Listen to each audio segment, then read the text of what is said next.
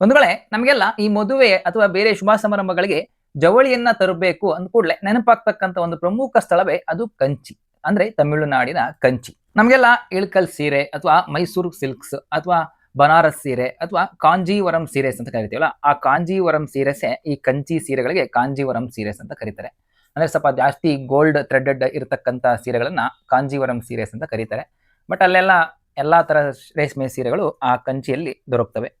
ಈ ಕಂಚಿಯಲ್ಲಿ ಸಾವಿರಾರು ಅಂಗಡಿಗಳಿದಾವೆ. ಅಂದ್ರೆ ಈ ರೇಷ್ಮೆ ಸೀರೆಗಳನ್ನ ಮಾರ್ತಕ್ಕಂತ ಸಾವಿರಾರು ಅಂಗಡಿಗಳಿದಾವೆ. ಅದರಲ್ಲಿ ತುಂಬಾ ಪ್ರಖ್ಯಾತಿಯನ್ನು ಪಡೆದಿರ್ತಕ್ಕಂಥದ್ದು ಒಂದು ಪ್ರಕಾಶ್ ಸಿಲ್ಕ್ಸ್ ಅಂಡ್ ಸ್ಯಾರೀಸ್ ಅಂತ ಹೇಳ್ಬಿಟ್ಟು, ಇನ್ನೊಂದು ಎಸ್ ಬಾಬು ಶಾ ಸಿಲ್ಕ್ಸ್ ಅಂತ ಹೇಳ್ಬಿಟ್ಟು. ಇವೆರಡು ತುಂಬಾ ಒಂದು ಪ್ರಖ್ಯಾತಿಯನ್ನು ಪಡೆದಿರ್ತವೆ.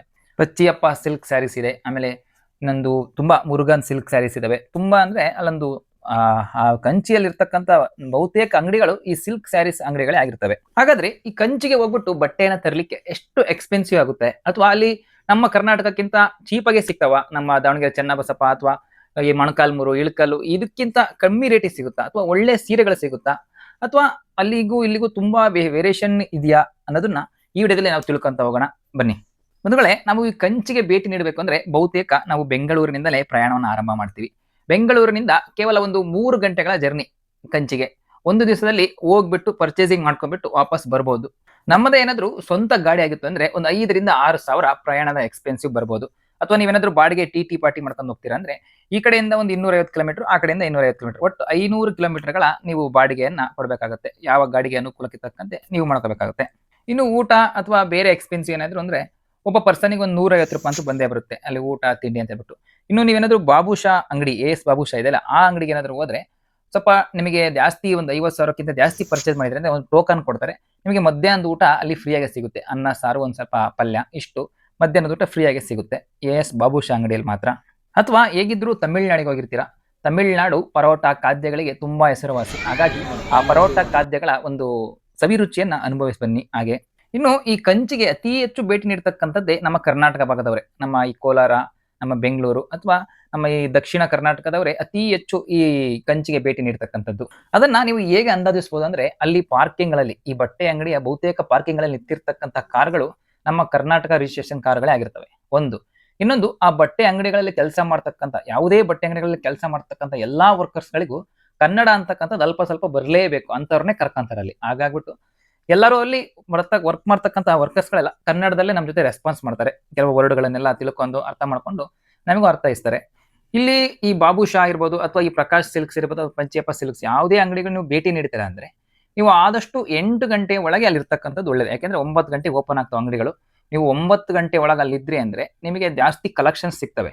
ನೀವು ಮಧ್ಯಾಹ್ನ ಮೇಲೆ ಹೋದ್ವಿ ಅಂದ್ರೆ ಎಲ್ಲಾ ಕಲೆಕ್ಷನ್ಸ್ ಅಲ್ಲೇ ಸೋಲ್ಡ್ ಔಟ್ ಆಗಿರ್ತವೆ. ನಿಮಗೆ ಹಳೆಯದನ್ನೇ ಮತ್ತೆ ತಿರುಗಿ ತಿರುಗಿ ತಿರುಗಿ ನಿಮಗೆ ತಂದು ಹಾಕ್ತಾ ಇರ್ತಾರೆ. ಹಾಗಾಗ್ಬಿಟ್ಟು ನೀವು ಸ್ವಲ್ಪ ಬೇಗ ಹೋಗ್ಬಿಟ್ಟು ಒಳ್ಳೆ ಜಾಗಗಳನ್ನು ಹಿಡ್ಕೊಂಡು ಕೂತ್ಕೋಬೇಕಾಗುತ್ತೆ. ಇಲ್ಲಿ ನಮ್ಮ ಕಡೆ ಅಂಗಡಿಗಳ ತರ ಹಿಂಗೆ ಚೇರ್ ಗೀರ್ ಏನು ವ್ಯವಸ್ಥೆ ಇರೋದಿಲ್ಲ ಯಾವುದೇ ಅಂಗಡಿಯಲ್ಲೂ. ಎಲ್ಲ ಚಾಪೆ ಹಾಕಿರ್ತಾರೆ. ಚಾಪೆಯಲ್ಲಿ ಒಂದು ಜಾಗ ಹಿಡ್ಕೊಂಡು ನೀವು ಕುತ್ಕೊಂಡ್ರೆ ಅಲ್ಲಿಗೆ 500 ರೂಪಾಯಿ ಸೀರೆಯಿಂದ ಹಿಡಿದು 5 ಲಕ್ಷ ಸೀರೆವರೆಗೂ ಅಲ್ಲೇ ತಂದು ತಂದು ನಿಮಗೆ ಎಲ್ಲಾ ಅಂಗಡಿಯಲ್ಲೂ ತೋರಿಸ್ತಾರೆ. ಒಟ್ಟು ನಮ್ಮ ಫ್ಯಾಮಿಲಿ 2 ದಿನ ಪ್ಲಾನ್ ಅನ್ನ ಮಾಡ್ಕೊಂಡ್ ಬಂದಿದ್ವಿ. ಅಂದ್ರೆ ನಾವು ಇಲ್ಲಿಂದ ಬೆಳಗಿನ ಜಾವ ಬೇಗ ಬಿಟ್ಬಿಟ್ಟು, ಶನಿವಾರ ಬೆಳಗಿನ ಜಾವ ಬೇಗ ಬಿಟ್ಬಿಟ್ಟು ಅಲ್ಲಿಗೆ ಒಂದು 9 ಗಂಟೆ ಅಷ್ಟೊತ್ತಿಗೆ ಅಂಗಡಿಗೆ ರೀಚ್ ಆಗ್ಬಿಟ್ಟು ಅಲ್ಲಿ ಒಂದು ದಿವಸ ಪರ್ಚೇಸ್ ಅನ್ನ ಫುಲ್ ಮಾಡ್ಕೊಂಡು ನಂತರ 2ನೇ ದಿವಸದ ಎಲ್ಲಾ ದೇವಸ್ಥಾನಗಳನ್ನ ನೋಡ್ಕೊಂಡು ಬರೋಣ ಅನ್ನೋ ಒಂದು ಪ್ಲಾನ್ ಅಲ್ಲಿ ಹೋದ್ವಿ. ಫಸ್ಟ್ನೇ ದಿವಸ ನಾವಲ್ಲೇ 9 ಗಂಟೆಗೆ ಫಸ್ಟ್ ಪ್ರಕಾಶ್ ಸಿಲ್ಕ್ಸ್ಗೆ ಹೋದ್ವಿ. ನೀವು ಅಂಗಡಿ ಒಳಗೆ ಎಂಟ್ರಿ ಆದ ತಕ್ಷಣ ಒಬ್ಬ ವರ್ಕರ್ ಬರ್ತಾರೆ. ಬಂದ್ಬಿಟ್ಟು ಈ ರೀತಿ ಒಂದು ಹಸಿರು ಬೆಡ್ಶೀಟ್ ಅನ್ನ ಹಾಸ್ತಾರೆ. ಅಲ್ಲೇ ನಿಮ್ಮನ್ನ ಸುತ್ತು ಕೂರಿಸ್ತಾರೆ. ನಿಮಗೆ ಸ್ಟಾರ್ಟಿಂಗ್ ನಿಮಗೆ ಏನು ಪ್ರೈಸ್ ಇಂದ ಬೇಕು ಅಂತ ಹೇಳ್ಬಿಟ್ಟು ಕೇಳ್ಬಿಟ್ಟು ನಿಮಗೆ ಹೆಂಗೆ ತೋರಿಸ್ತಾ ಹೋಗ್ತಾರೆ. ನಾವು ಫಸ್ಟಿಗೆ ಒಂದು 1000ದಿಂದ 3000 ಒಳಗೆ ಸೀರೆ ತೋರ್ಸೋಣ ಅಂತ ಹೇಳಿದ್ವಿ. ಒಂದು 9 ಗಂಟೆ ಸ್ಟಾರ್ಟ್ ಮಾಡಿದ್ದು, 11 12 ಗಂಟೆ ತನಕ ಒಂದು 20 ಸೀರೆಗಳನ್ನ ಸೆಲೆಕ್ಟ್ ಮಾಡ್ಕೊಂಡ್ವಿ. 1ರಿಂದ 3,000 ಸೀರೆಗಳನ್ನ. ನಂತರ ಮತ್ತೊಂದು 5ರಿಂದ 10,000 ಸೀರೆಗಳನ್ನು ತೋರಿಸಿ ಅಂತಂದ್ರೆ, ಅಂದ್ರೆ ಒಂದೇ ಜಾಗದಲ್ಲಿ ನೀವು ಕೂತಿರ್ತಕ್ಕಂಥ ಜಾಗದಲ್ಲಿ ಅಷ್ಟನ್ನು ತಂದು ಅವ್ರು ತೋರಿಸ್ತಾರೆ. ಅವ್ರ ಕಾರ್ಸು 3-4 ಜನ ನಮಗೆ ಅಂತಾನೆ ಬಿಡ್ತಾರೆ. ಅವರು ಪ್ರತಿ ಒಂದು ನಿಮ್ಮ ಬಜೆಟ್ಗೆ ಅನುಗುಣವಾಗಿ ತಂದು ತೋರಿಸ್ತಾರೆ. ಆಮೇಲೆ ಈ ಅಂಗಡಿಗಳಿಗೆ ಹೋಗ್ಬೇಕಾದ್ರೆ ಸ್ವಲ್ಪ ಹೆಣ್ಣು ಮಕ್ಕಳ ಸಂಖ್ಯೆ ಜಾಸ್ತಿ ಇರಬೇಕು. ಯಾಕೆಂದ್ರೆ ಅಲ್ಲಿ ಆಪ್ಷನ್ಸ್ಗಳು ಜಾಸ್ತಿ ಬರ್ತಾ ಇರ್ತವೆ. ಹಾಗಾಗ್ಬಿಟ್ಟು ಸುತ್ತಮುತ್ತ ಹೋಗಿ ಹುಡುಕ್ತಾ ಇರ್ತಕ್ಕಂಥದ್ದು ಅಥವಾ ಈ ಡಿಸೈನ್ ಹುಡುಕ್ತಾ ಇರ್ತಕ್ಕಂಥ ಒಂದು ಹೆಣ್ಣು ಮಕ್ಕಳ ಚಾಕಚಕ್ಯತೆ ಇರ್ತಕ್ಕಂಥ ಹೆಣ್ಣು ಮಕ್ಕಳ ಸಂಖ್ಯೆ ಜಾಸ್ತಿ ಇದ್ರೆ ಇನ್ನೂ ತುಂಬಾ ಒಳ್ಳೇದು ಇಂಥ ಜಾಗಗಳಿಗೆ ಹೋದಾಗ. ನಾವು ನಮ್ಮ ಭಾಗದ ಬಟ್ಟೆ ಅಂಗಡಿಗಳಿಗೆ ಹೋದಾಗ ಹೇಗೆ ಕಾಂಜೀವರಂ ಸಿಲ್ಕ್ಸ್ ತೋರಿಸಿ ಅಥವಾ ಬನಾರಸ್ ಸಿಲ್ಕ್ಸ್ ತೋರಿಸಿ ಅಥವಾ ಈ ಕಂಚಿ ಸಿಲ್ಕ್ ತೋರಿಸಿ ಅಂತ ಬಿಟ್ಟು ಹೇಗೆ ಕೇಳ್ತೀವಲ್ಲ, ಅದೇ ರೀತಿ ನಾವು ಅಲ್ಲಿ ನೋಡೋಣ ಅಂತ ಹೇಳ್ಬಿಟ್ಟು ನಮ್ಮ ಇಳಕಲ್ ಸೀರೆ ಇದೆ ಅಥವಾ ಒಂದು ಮೈಸೂರು ಸಿಲ್ಕ್ ಸೀರೆ ಇದೆ ಅಂತ ಕೇಳಿದ್ವಿ.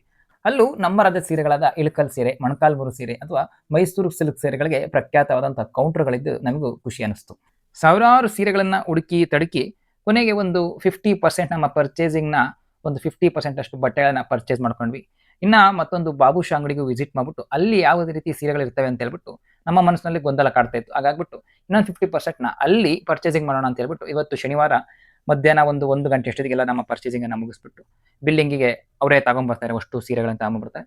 ಒಂದು ಬ್ಯಾಗಲ್ಲಿ ಹಾಕ್ಬಿಟ್ಟು ನಮ್ಮ ಕಾರ್ ಹತ್ರಕ್ಕೆ ಅವರೇ ತಂದು ಕೊಡ್ತಾರೆ. ಇದು ಪ್ರಕಾಶ್ ಸಿಲ್ಕ್ಸ್ನಲ್ಲಿ ಆದಂಥ ಅನುಭವ. ಬನ್ನಿ ಬಾಬುಷಾ ಅಂಗಡಿಗೂ ಭೇಟಿ ನೋಡೋಣ. ಅದು ಯಾವ ರೀತಿ ಇದೆ, ಅಲ್ಲಿ ಯಾವ ರೀತಿ ಸಿಗುತ್ತೆ ಅಂತ ಹೇಳ್ಬಿಟ್ಟು ತಿಳ್ಕೊಳ್ಳೋಣ ಬನ್ನಿ. ಇಲ್ಲಿ ಹೇಗೆ ನಮ್ಮ ಚಿಕ್ಕಪೇಟೆಯಲ್ಲಿರ್ತಕ್ಕಂಥ ಸುದರ್ಶನ್ ಕುಬೇರನಲ್ಲೆಲ್ಲ ಹೇಗೆ ಆ ಬಿಲ್ಡಿಂಗ್ನಲ್ಲಿ ಒಂದು ಕೆಫೆ ಅಥವಾ ಒಂದು ಕ್ಯಾಂಟೀನ್ ಇರುತ್ತಲ್ಲ, ಅದೇ ರೀತಿ ಇಲ್ಲೂ ಸಹ ಎಲ್ಲ ಅಂಗಡಿಗಳಲ್ಲೂ ಆ ಬಿಲ್ಡಿಂಗ್ ಒಳಗಡೆ ಕೆಫೆ ಅಥವಾ ಒಂದು ಕ್ಯಾಂಟೀನ್ ಅನ್ನೋದು ಇರುತ್ತೆ. ನೀವು ಎಲ್ಲೂ ಹೊರಗೆ ಹುಡ್ಕೊಂಡು ಹೋಗ್ತಕ್ಕಂಥ ಅವಶ್ಯಕತೆ ಇರಲ್ಲ. ಆ ಬಿಲ್ಡಿಂಗಲ್ಲೇ ನಿಮಗೆ ಟೀ, ಕಾಫಿ ಅಥವಾ ಸ್ನ್ಯಾಕ್ಸ್, ಊಟ ಎಲ್ಲ ಲಭ್ಯವಿರುತ್ತೆ. ನೀವು ಆರಾಮಾಗಿ ಇಲ್ಲಿ ಊಟಕ್ಕೇನು ತೊಂದರೆ ಇಲ್ಲದೆ ಊಟ ಮಾಡ್ಬೋದು. ಬಂಧುಗಳೇ, ಈ ಕಂಚಿಯಲ್ಲಿ ತುಂಬಾ ಸ್ವಲ್ಪ ಫೇಮಸ್ ಆಗಿರ್ತಕ್ಕಂಥ ಅಂಗಡಿ ಅಂದ್ರೆ ಈ ಎ.ಎಸ್. ಬಾಬುಷಾ ಅಂತ ಹೇಳ್ಬಿಟ್ಟು. ಒಂದು ಬೀದಿಗೆ ಬೀದಿನೇ ಬಾಬುಷಾ ಬಾಬುಷಾ ಅಂತ ಸಾವಿರಾರು ಅಂಗಡಿಗಳು ನಿಮಗೆ ಎಲ್ಲ ಬೋರ್ಡ್ ಹಾಕೊಂಡಿರ್ತವೆ. But AS. ಬಾಬುಷಾ ಅಂತ ಹೇಳ್ಬಿಟ್ಟು ಒಂದೇ ಒಂದು ಅಂಗಡಿ ಇರ್ತಕ್ಕಂಥದ್ದು. ನೀವು ಈ ಏರಿಯಾಗೆ ಬಂದು ಕರ್ನಾಟಕದ ಗಾಡಿಗಳನ್ನ ನಿಲ್ಲಿಸ್ತಿದ್ದಂಗ್ಲೇ ಅಲ್ಲೆಲ್ಲ ಬ್ರೋಕರ್ಸ್ಗಳು ಬಂದ್ಬಿಟ್ಟು ಬಾಬುಷಾ ಅಂಗಡಿಗ ಬನ್ನಿ ನಾವು ಕರ್ಕೊಂಡು ಹೋಗ್ತೀವಿ ಅಂತ ಹೇಳ್ಬಿಟ್ಟು ಯಾವ್ದಾವುದೋ ಒಂಥರ ಈ ಡೂಪ್ಲಿಕೇಟ್ ಬಾಬುಷಾ ಅಂಗಡಿಗಳಿಗೆ ಕರ್ಕೊಂಡೋಗಿ ನಿಮ್ಮನ್ನ ತಲುಪಿಸ್ತಾರೆ. ಹಾಗಾಗಿ ದಯವಿಟ್ಟು ಒಂದು ಎಚ್ಚರಿಕೆಯಿಂದ ಇರಿ. ನೋಡಿ, ಈ ರೀತಿಯ ಬಿಲ್ಡಿಂಗ್ ಮಾತ್ರ ಎ.ಎಸ್. ಬಾಬುಷಾ, ಇದು ಒರಿಜಿನಲ್ ಬಾಬುಷಾ ಅಂತಾನೆ ಹಾಕಿರ್ತಾರೆ. ಆ ರೀತಿ ಈ ಬಿಲ್ಡಿಂಗ್ ಸ್ಟ್ರಕ್ಚರ್ ಇರ್ತಕ್ಕಂಥದ್ದು ಮಾತ್ರ ಎ.ಎಸ್. ಬಾಬುಷಾ ಅಂತ ಹೇಳ್ಬಿಟ್ಟು.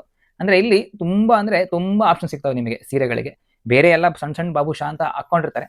ಅಲ್ಲೆಲ್ಲ ಸಣ್ಣ ಸಣ್ಣ ವ್ಯಾಪಾರಿಗಳು, ಅಲ್ಲಿ ನಿಮಗೆ ಆಪ್ಷನ್ ಸಿಗೋದಿಲ್ಲ. ಪಾಪ ಅವರು ಒಳ್ಳೆ ಸೀರೆಗಳನ್ನೇ ಮಾರ್ತಾರೆ. ಬಟ್ ನಿಮಗೆ ಜಾಸ್ತಿ ಆಪ್ಷನ್ಸ್ ಸಿಗಬೇಕು ಅಂದ್ರೆ ಈ ದೊಡ್ಡ ಅಂಗಡಿಗೆ ಬರಬೇಕಾಗುತ್ತೆ.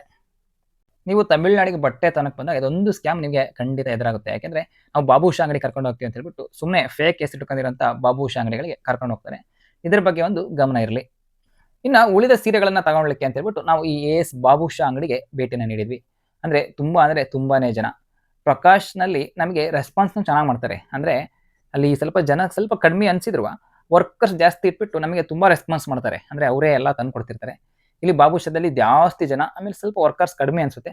ಬಟ್ ಅಷ್ಟೊಂದು ನಮಗೆ ಕ್ವಿಕ್ ಆಗಿ ರೆಸ್ಪಾನ್ಸ್ ಮಾಡ್ತಿದ್ದಿಲ್ಲ. ನಾವೇ ಹೋಗ್ಬಿಟ್ಟು ಎಲ್ಲ ಕೆದಕಿ ಹುಡುಕಿ ನಾವೇ ಎಲ್ಲ ಎತ್ಕೊಂಡ್ ಬರ್ತಿದ್ವಿ ಸೀರೆಗಳು ಯಾವ್ದು ಬೇಕಾ ಅಂತ ಹೇಳ್ಬಿಟ್ಟು. ಬಟ್ ಪ್ರಕಾಶ್ನಲ್ಲಿ ಆ ರೀತಿ ಮುಟ್ಟಕ್ಕೆ ಬಿಡ್ತಿದ್ದಿಲ್ಲ. ಎಲ್ಲ ಅವರೇ ತಂದ್ಬಿಟ್ಟು ತೋರಿಸ್ತಾ ಇದ್ರು ಅಷ್ಟೇ. ಅಂದ್ರೆ ಪ್ರಕಾಶಿಗೆ ಹೋಲಿಸಿದ್ರೆ ಬಾಬುಷಾದಲ್ಲಿ ಜಾಸ್ತಿ ಆಪ್ಷನ್ಸ್ಗಳು ಸಿಗ್ತವೆ. ಅಂದ್ರೆ ಒಂದೇ ಡಿಸೈನ್ನಲ್ಲಿ ತುಂಬಾ ವೆರೈಟೀಸ್ಗಳು ಆಪ್ಷನ್ಸ್ ಸಿಗ್ತವೆ. ಪ್ರಕಾಶ್ನಲ್ಲಿ ಸ್ವಲ್ಪ ಕಡಿಮೆ ಆಪ್ಷನ್ಸ್ ಸಿಗ್ತವೆ. ಬಟ್ ರೆಸ್ಪಾನ್ಸ್ ಚೆನ್ನಾಗಿದೆ. ಬಾಬುಷಾಗೆ ಹೋಲಿಸಿದ್ರೆ ಅವರ ರೆಸ್ಪಾನ್ಸ್ ನಮಗೆ ತುಂಬಾ ಚೆನ್ನಾಗಿ ರೆಸ್ಪಾನ್ಸ್ ಮಾಡ್ತಾರೆ. ಹಾಗಾಗಿ ಇನ್ನು ಉಳಿದ 50ರಷ್ಟು ಭಾಗದ ಸೀರೆಗಳನ್ನ ಈ ಎ.ಎಸ್. ಬಾಬುಷಾ ಅಂಗಡಿಯಲ್ಲಿ ತಗೊಂಡು ನಮ್ಮ ಈ ಕಂಚಿಯ ಈ ಸೀರೆ ತಗೊಳ್ತಕ್ಕಂಥ ಪ್ರಯಾಣವನ್ನ ಯಶಸ್ವಿಯಾಗಿ ಮುಗಿಸಿದ್ವಿ. ಕಂಚಿಗೆ ಸೀರೆಯನ್ನ ತಗೊಳ್ಳಿಕ್ಕೆ ಹೋಗ್ತಕ್ಕಂಥವ್ರಿಗೆ ನನ್ನ ಒಂದು ಸಲಹೆ ಏನು ಗೊತ್ತಾ? ಅತ್ಯಂತ ಸ್ವಲ್ಪ ಬೇಗ ಸಮಯಕ್ಕೆ ಹೋಗಿ. ಲೇಟಾಗಿ ಮಧ್ಯಾಹ್ನ ಟೈಮಿಗೆ ಹೋಗ್ಬೇಡಿ. ದಯವಿಟ್ಟು ಅಲ್ಲಿ ತಗೊಳ್ಳಿಕ್ಕೆ ಆಗಲ್ಲ, ಅಷ್ಟು ಜನ ತುಂಬಿಕೊಂಡಿರ್ತಾರೆ. ನಿಮಗೆ ಆಪ್ಷನ್ಸು ಸಿಗೋದಿಲ್ಲ. ಬೇಗ 9 ಗಂಟೆ ಒಳಗೆ ಹೋಗ್ತಕ್ಕಂಥದ್ದು ಸೂಕ್ತ. ನೀವು ಯಾವುದೇ ಅಂಗಡಿಗೆ ಹೋಗಿ, ಯಾವ ಬಾಬುಷಾಗೆ ಹೋಗ್ರಿ, ಪಂಚೆಯಪ್ಪ ಹೋಗ್ರಿ, ಅಥವಾ ಒಂದು ಪ್ರಕಾಶ್ಗೆ ಹೋಗಿ, ಅಲ್ಲೇ ಒಂದೇ ದಿವಸಕ್ಕೆ ನಿರ್ಧಾರ ತನಕ ಹೋಗ್ಬಿಡಿ. ಬೇಗ ಒಂದು ಟೈಮ್ನೆಲ್ಲ ನೋಡ್ಕೊಂಡ್ಬಿಟ್ಟು ನಂತರ ಮತ್ತೊಂದು ಅಂಗಡಿಗೆ ಹೋಗ್ಬಿಟ್ಟು ಅಲ್ಲೂ ಆಪ್ಷನ್ಸ್ಗಳನ್ನ ನೋಡ್ಬಿಟ್ಟು ನೀವು ಪರ್ಚೇಸಿಂಗ್ ಮಾಡ್ತಕ್ಕಂಥದ್ದು ಸೂಕ್ತ. ಯಾಕೆಂದ್ರೆ ಇಲ್ಲಿ ಕಡಿಮೆ, ಅಲ್ಲೂ ಕಡಿಮೆ, ಅಥವಾ ರೇಟ್ ಅಂತಲ್ಲ, ಸ್ವಲ್ಪ ಆಪ್ಷನ್ಸ್ಗಳು ಚೆನ್ನಾಗಿ ಸಿಗ್ತವೆ. ಇಲ್ಲಿ ಇದ್ದಿದ್ದು ಅಲ್ಲಿ ಕಡಿಮೆ ಇರುತ್ತೆ, ಅಲ್ಲಿ ಜಾಸ್ತಿ ಇರುತ್ತೆ, ಇಲ್ಲಿ ಜಾಸ್ತಿ ಇರುತ್ತೆ. ಎಲ್ಲ ಅಳಿಯಲ್ಲ ಮಗಳ ಗಂಡ ಸೇಮ್ ಒಂದೇ ಥರ ಇರುತ್ತೆ.